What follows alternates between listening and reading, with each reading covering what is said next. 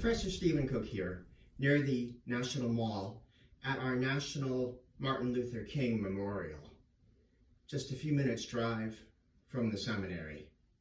Here, celebrating Martin Luther King on this Memorial Day, January 2020.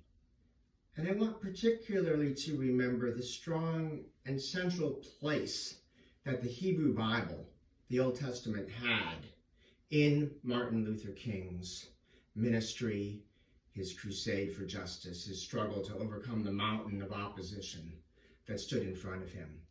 The prophets were so central that his aides at that time remember him carrying around a copy of the book on the prophets, the famous book by Abraham Joshua Heschel, the rabbi who taught at Union Seminary and Jewish Theological Seminary in New York, and that marched with King on many of his marches for civil justice.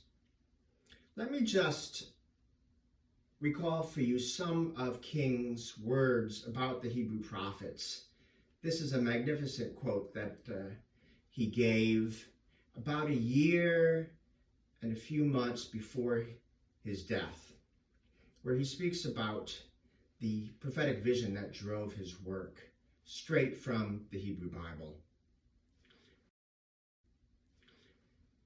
King said, "Today we particularly need the Hebrew prophets because they taught that to love God was to love justice, that all human beings have an inescapable obligation to denounce evil where they see it, and to defy any ruler or leader who commands them to break their covenant with God." The Hebrew prophets are needed today because decent people must be imbued with their courage to speak the truth, to realize that silence may temporarily preserve status or security, but that to live with a lie is a gross affront. The Hebrew prophets are needed today because we need their flaming courage.